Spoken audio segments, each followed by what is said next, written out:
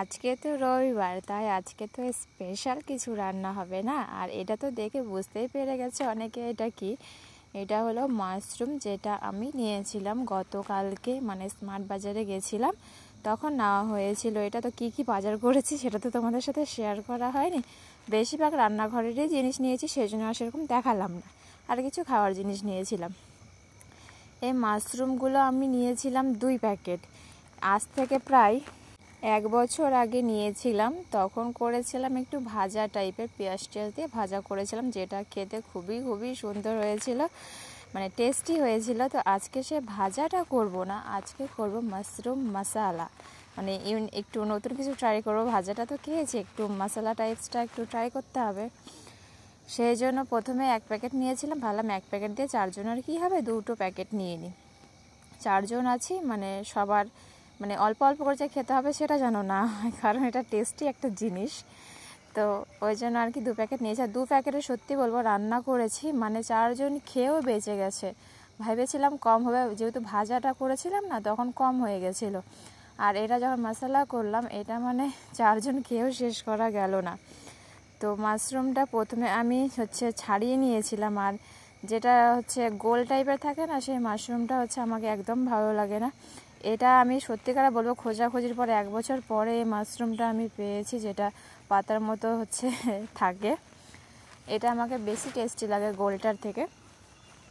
আমি এরকম করে সব মাশরুমগুলো ছাড়িয়ে নিয়েছি পাতলা পাতলা করে। আর এক একটা প্যাকেটের দাম ছিল 45 টাকা করে, তো 2টো 90 টাকা দিয়ে নিয়েছি। তারপরে তো এটা আমি ভাপিয়ে নিয়েছি একটু, কারণ কি থাকে না থাকে বলা যায় না। এটা ভাপিয়ে নেওয়ার পর আমি ছেঁকে রেখে দিয়েছিলাম। আর ভিডিওটা কেন এরকম ডিস্টার্ব দিচ্ছে আমি বলতে পারছি না, বাট আমি রেসিপিটা তোমাদের সাথে শেয়ার করি। প্রথমে কড়াইয়ে তেল দিয়ে আমি পেঁয়াজ কুচি দিয়ে দিয়েছি। ওটা ভাজার পরে আমি এখানে দিয়ে দিয়েছিলাম টমেটো, মানে ব্রেন একবারে, মানে কি বলবো, পেস্ট করে দিয়ে দিয়েছি এক কথায়। দেওয়ার পরে এখানে একটু হলুদ লবণ দিলাম, দেওয়ার পরে মশলা দিয়েছি, যেখানে ছিল জিরে, আদা, রসুন, এই কটা ছিল, আর লঙ্কার গুঁড়ো দিয়েছিলাম। মশলাটাকে ভালো করে কষালাম, কষানোর পরে এখানে দিয়ে দিয়েছিলাম মাশরুমটা। তারপরে মাশরুমটা ওটার সাথে ভালো করে মিক্সড করে, মানে আমি ফার্স্ট টাইম করছি তো আমি একটু নার্ভাস আছি যে কীরকম হবে না হবে, টেস্টি হবে কিনা। কারণ ভাজাটা তো টেস্টি লাগছিল, এটা যখন রান্না করছিলাম না তখন একটু ভয় ভয় লাগছিল যে কীরকম হবে, ভালো কি মন্দ। যাই হোক, মশলাটা করলাম, করার পরে একটু স্বাদ মতো লবণ দিয়ে দিয়েছিলাম। দেওয়ার পরে এটাকে আমি অনেকক্ষণ ধরে ভেজেছি। ভাজার পরে এখানে যতটুকু পরিমাণ জল লাগবে ততটুকু, কারণ এটা তো সেদ্ধ করার মতো কিছু নেই, আমি তো এটা আগে ভাপিয়ে নিয়েছিলাম। তারপরে এখানে পরিমাণ মতো জল দিলাম, জল দিয়ে ঢেকে দিয়েছিলাম। ঢাকার পরে দেখলাম প্রায় হয়ে এসছে। এখানে নামানোর আগে একটু গরম মশলা দিয়ে দিয়েছি। তারপরে এটাকে আবার কিছুক্ষণের জন্য, মানে 2-1 মিনিটের জন্য ঢাকা দিয়ে দিয়েছিলাম, যাতে গরম মশলা গন্ধটা বেরিয়ে না যায়। তারপর যখন ঢাকনাটা উঠালাম, দেখলাম আমার মাশরুম একদম রেডি হয়ে গেছে।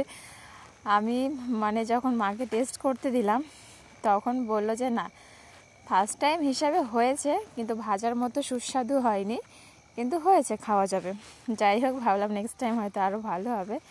একটু হয়েছিল মোটামুটি। আজকে দুপুরে আমি রান্না করেছিলাম মাশরুম, ধনেপাতার চাটনি, স্যালাড, লেবু, মসুরের ডাল, আর ছিল চিকেন কষা। তো আজকে এগুলো রান্না করেছি, রান্না করে আমার হাজব্যান্ডকে সাজিয়ে দিয়েছি। এখন না মাঝের মধ্যে এরকম করে সাজিয়ে দিই, আমাকে ভালো লাগে খেতে, দেখতে আর কি। তো আজকে আমাদের ভিডিওটা এইটুকুই।